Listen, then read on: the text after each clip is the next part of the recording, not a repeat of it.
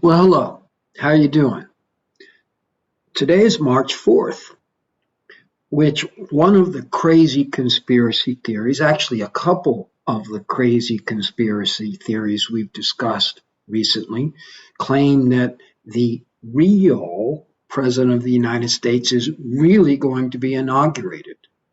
It's a little late in the day, so it doesn't look like that's going to happen. Both the QAnon conspiracy theory and the much older and long-running sovereign citizen theory both claim today's the day that the real 19th, not 46th, but 19th president of the United States will be inaugurated.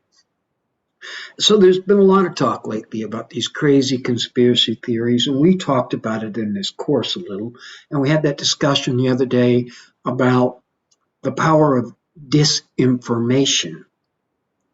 And I don't disagree with that at all. Disinformation is a big deal in these crazy conspiracy theories, but it's not.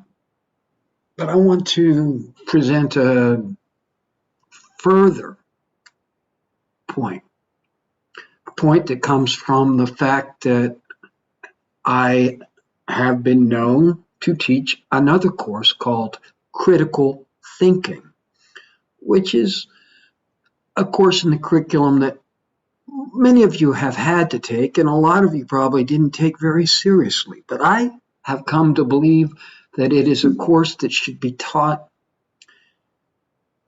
quite probably in high school to everybody, and definitely is a prerequisite, I think, to continuing your college studies after your freshman year in college. Critical thinking is the problem with these conspiracy theories because it's not just disinformation, that is, bad facts, it's bad logic. I want to talk about that.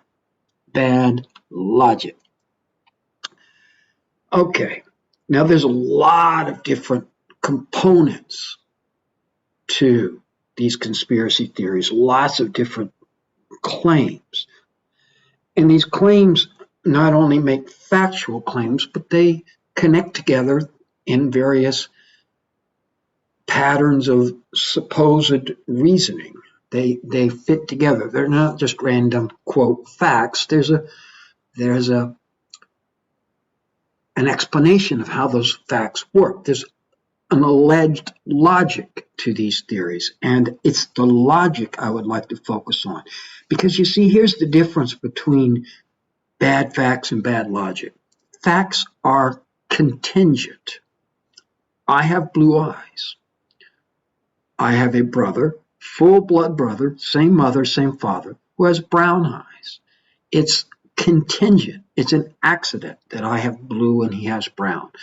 It could well have turned out the other way. He would be the one with blue eyes and I the one with brown. It just didn't happen that way. Now, many of these facts that these conspiracy theories rely on are pretty implausible facts. But I think we can't simply rely on their implausibility or even on that there's no evidence for these facts.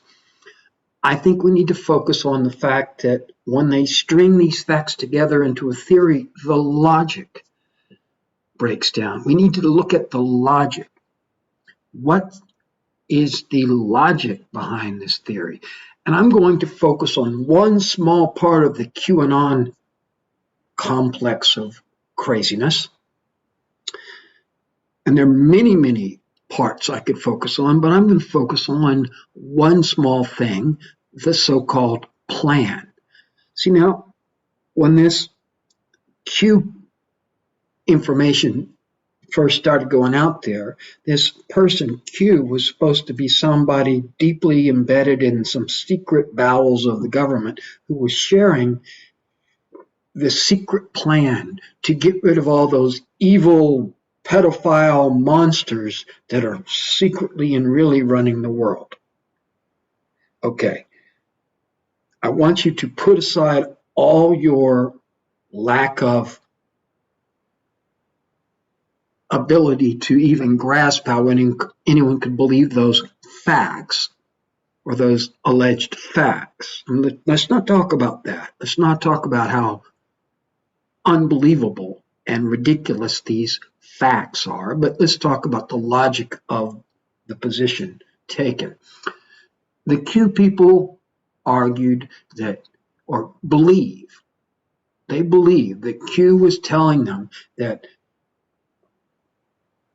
our former president was part of a small group of people who are at the head of this plan to get rid of all these evil pedophiles, and that this plan was going to work out in a certain particular way, culminating in mass arrests and military tribunals and all this kind of stuff.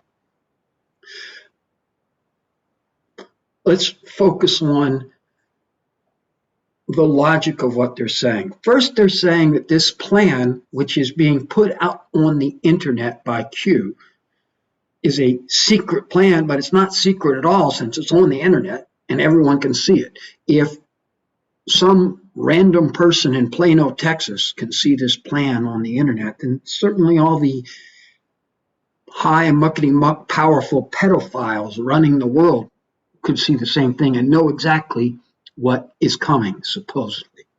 And yet, despite this plan being public information, they're telling you what they're going to do. It supposedly was going to happen inevitably and with absolute certainty. Now, when we talk about inevitable, inescapable plans coming to fruition, nothing can change it. No matter how powerful the opposition to it, this plan must, by necessity, work out. Not that it's likely to work out, but it is absolutely certain to work out. When we're talking about inevitability, the only basis for a plan that's inevitable is that the planner must be all-knowing and all-powerful. See, the only inevitable plans people typically believe in are the plans of a divine being, God. If you believe in God and you believe he is omniscient, or she or it is omniscient and all-powerful, well then, that all-powerful being's plans will happen because he knows all, he sees all, he plans all, and the future is in his hands. But only an omniscient being can have a perfect, inescapable, inevitable plan. A plan that is not just a good plan, but a plan that cannot help but work out. That every jot and tittle will work out exactly as planned because he's God and he has the power to make anything happen. And yet, in the realm of supposed everyday politics, the Q people are talking about a plan that's publicly known to everyone, and yet it must come to be. That means they're talking about a divine plan, God's plan, and that they're saying that Q, the one who's speaking the plan, is speaking for God, a prophet.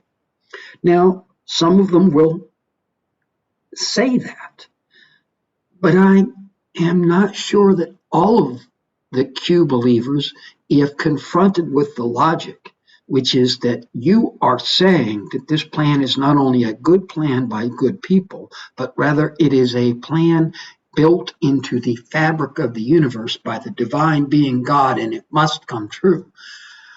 They might not be willing to go that far. So you can deal with disinformation, but you also need to expose the logic. To believe in Q is to believe that that Donald Trump was an agent of God.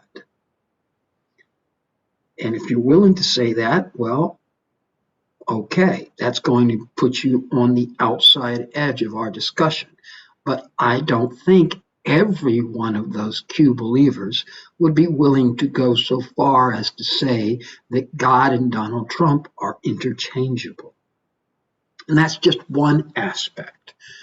this sovereign citizen thing that's going on right now, that's always been around, actually, been around for a long time, but which has been somewhat absorbed into Q, has a bunch of rather convoluted thinking that somehow in 1871 our country stopped being a country and became a corporation. I've never quite understood all this, and someday I plan to try to do a deep dive into it out of curiosity. But there is some belief that we're not really a country anymore, that our legal system is not really the law anymore. What is the logic of that? That there is a law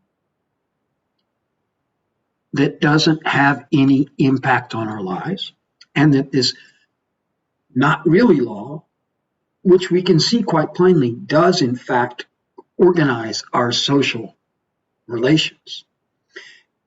They can say all they want that, for instance, Title VII, which is a statute enacted in 1964, can't be the real law of the United States because there is no real United States and they didn't really have any more laws.